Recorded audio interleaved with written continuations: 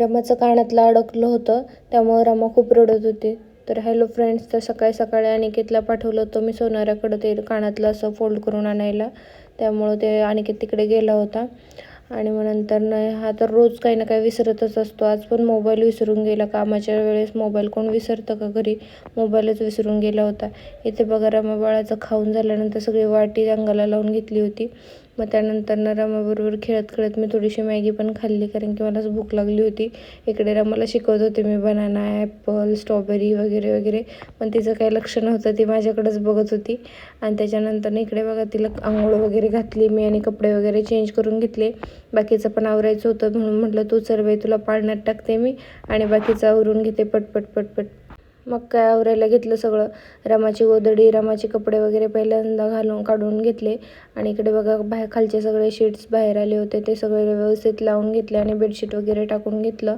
रमाबरोबर थोडं खेळले. रमाला बघा आता बसवलं की कशी करते, पडून जाते लगेचच. बेडवरती असल्यावरती तर तसं बसवते मी तिला, खाली वगैरे नाही बसवत.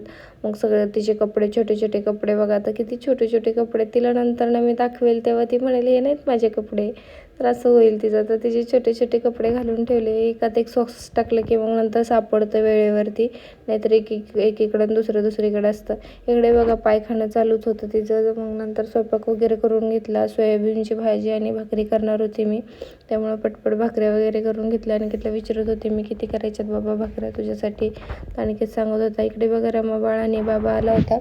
तर रमा बाळाला बाबा शिकवत होता मम्माचे केस ओढ म्हणून. तर रमा बाळ पण बाबाचं बरोबर ऐकतं, मम्माच्या बरोबर केस ओढत होतं पाठीमागून.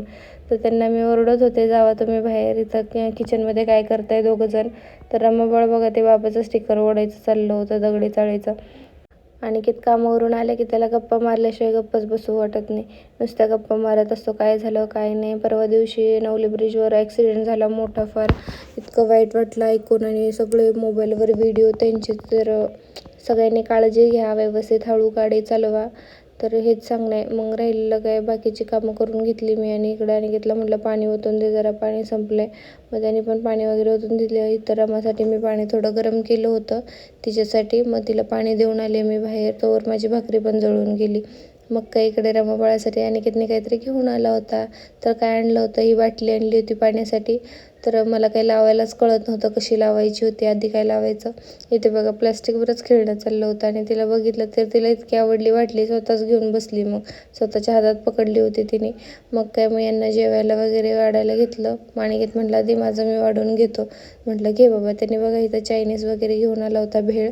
तर घरीच बनवत होता चायनीज भेळ. तर ओके, बाय.